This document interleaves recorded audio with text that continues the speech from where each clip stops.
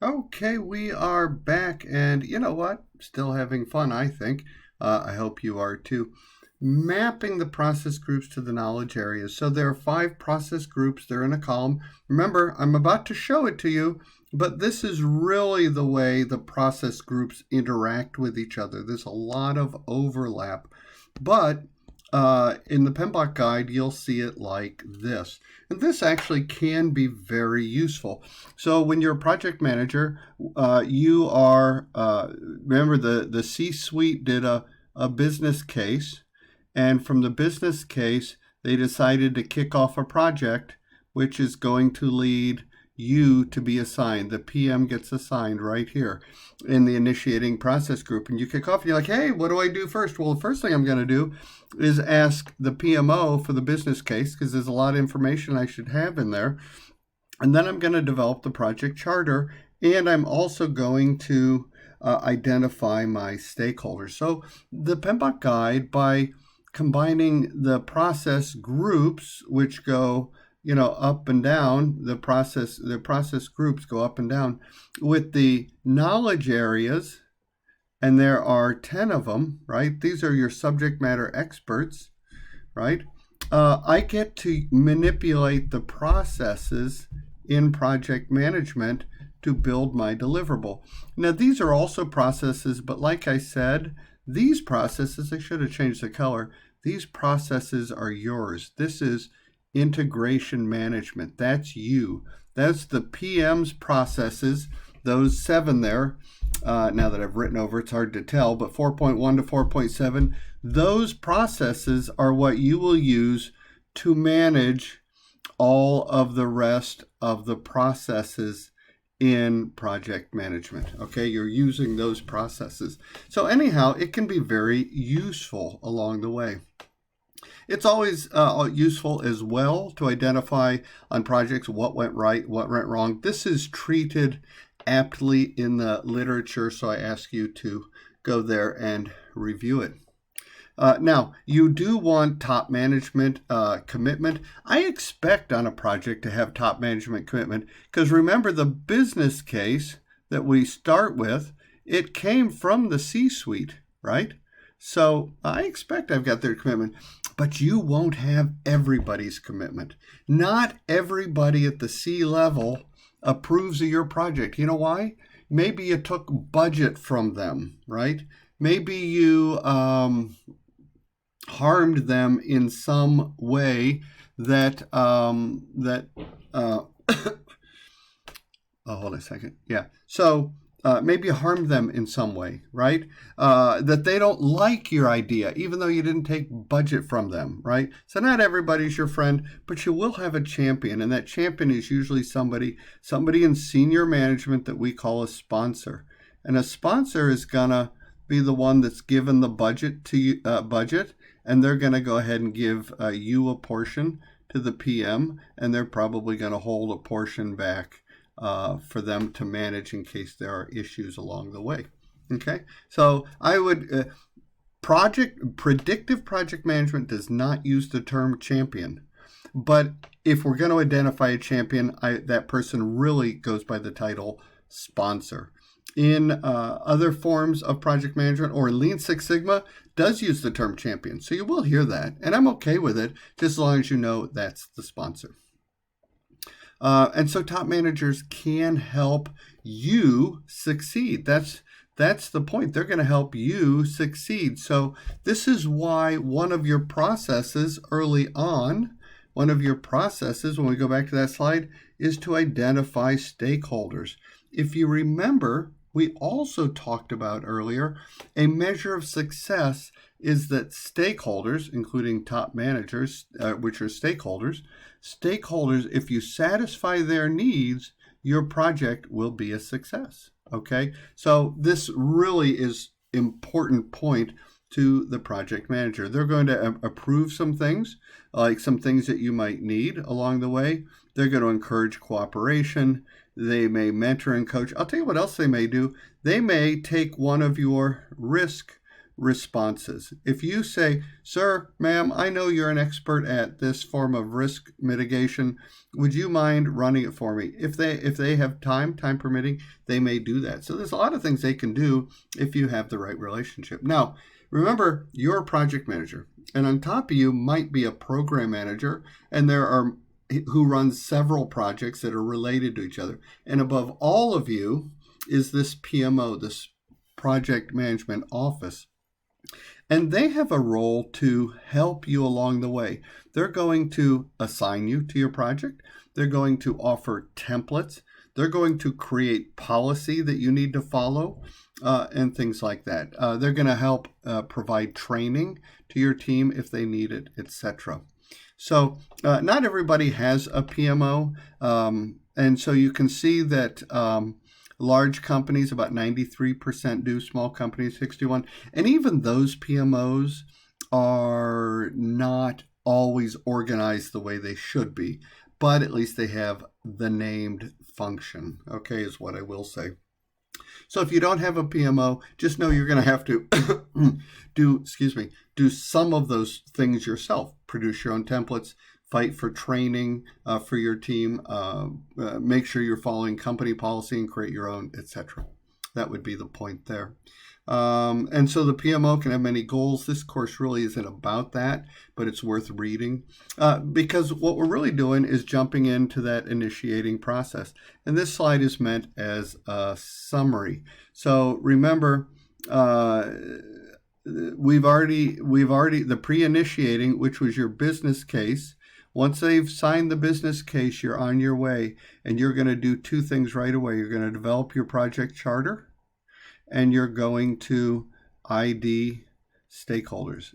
And that's really right in line with what we saw here in the process groups, right? In the process groups. In this process, there are only two processes, develop project charter and ID stakeholders. I think I've used that slide enough by now. Okay, so that's a summary of where we're at. So pre-initiating, we've kind of been over that. This is good to just pause and notice in pre-initiating, you're determining your scope, time, and cost. We've called that the triple constraint. It's a good review. Notice these three are constraints on your project. At this point, it is a very high level. I remind my sponsor, if I give them a budget, that isn't really the budget. I won't know the budget in detail until planning is done. So keep that in mind. This is very high level, and people shouldn't put a stick in the sand because of it. You'll again, some high level scope goals, right?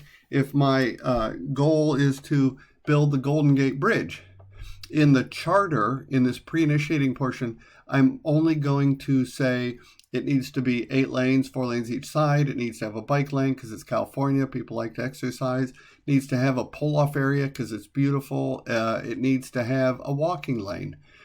People like to walk in that part of the country. So that's very high-level requirements, right? And those requirements are measurable, so they're useful. But they're not the detailed requirements we'll do in planning. So here's this is treated well in the book, so I'm going to skip through it. But we've been talking now many times about the business case, and I've been abbreviating it BC, right? And this is a document that comes from the C-suite. Notice it provides justification for investing in the project. The business case defines the need that the project is fulfilling for the company. This tells you why you need it, and you can use that information later to justify further costs, changes, etc. Okay, so it's a good product to have. Once I I will get the business case from the C-suite when it's done. Then I'm assigned to the project and I'm ready to initiate the project. Remember, one of the processes was we said ID stakeholders, okay? So that's going to lead to a stakeholder register, which is just a list of stakeholders and some things about them, what they like. I'm going to create the charter, okay? The charter, so watch this. We got the business case. The business case leads to a charter I'm going to develop, right? And the charter is going to lead to your project plan. So it's kind of like a funnel. I'm getting more detailed as I go down. It's like a funnel that I might put water in to get it into a narrow tube. This is, I call it very high level. A charter is always high level, always. And a project plan is the detail. Okay, that's how that works. And that's why we want to do a charter now, because I want to narrow down but still be aligned with the business case. Okay, already I am making assumptions about my project. I write them down. Do you know why I write them down? Because assumptions are risks and they're dangerous, right? But sometimes you have to make them to keep going. So keep a list of them and then do a kickoff meeting, have a party, have some fun while you can, right? So the initiating process, it has some outputs. In the process, this is the process called Develop Project Charter. My output of that process will be my charter. What I did was I just took the business case, build a charter, and I'm narrowing down my plan to something doable on my way to building the actual project plan. Okay, so and then I started my assumptions log. When I identified stakeholders, that was the other process in the initiating process group. This is the key thing I get out of it. Stakeholder register. A register is just a list. And we'll use that term register later, and it will still mean risk. We'll use it in terms of risk. It will have a risk register. And I'll say, what's that? And you'll say, well, that's just a list of risks, right? So that's the fancy name for a list, okay? So I identify stakeholders within the project. Again, a stakeholder is anybody that is affected or can affect the project outcome or deliverable, either positively or negatively. This is a quick media snapshot. It's dealt with quite well in the book itself. Again, my output is my stakeholder register, and I'm going to begin analysis of that. I'm going to identify the stakeholders' needs. Remember, that's a point of success. If I can meet their needs, I'm gonna identify whether they're for the project or against, their interests in the project. Maybe their power, how much power they have. I'm going to analyze them because I want to move them in a way that brings them over to my world. So this would be a sample stakeholder register. It's a list of stakeholders. Notice the position, whether they're internal or external. Notice stakeholders can be external. If I'm building a nuclear power plant, right? Parents that form at the local elementary school become a stakeholder, right? Because they can make the news, right? So internal or external. And what's their role in the project and what contact information? I would add some other things like the things I posted here. What are their needs? What are their interests? What's their power? That sort of thing. Because in the end, I need that information to fill out this power and interest grid, right? So there's the power, there's the interest. So somebody with, notice these stakeholders, they'd get numbered. So they put the numbers here. Notice that somebody that has low interest in my project but high power, that's somebody I want to keep satisfied. But somebody with high interest in my project, like my sponsor, and my sponsor might be here. They've got a lot of power, but not the top. They're not the CEO, and they're very interested. This person, man, I would want to manage them. I'd want to manage both of them, because they fall into this box, okay? And the rest of the chart works as such. And so I want to categorize engagement levels. Stakeholders can either be unaware, resistant, neutral to my project, supporting, and leading. I don't need everybody supporting or leading in my project, but what I do want is them not to be resistant. I'm going to work on these people and try and move them, meetings, take them out to lunch, give them reports and updates to move them to at least neutral if I don't need them. If I need them to support, I'm going to move them to there, right? But I don't need everybody supporting or leading. Okay, let's take a break and come back shortly.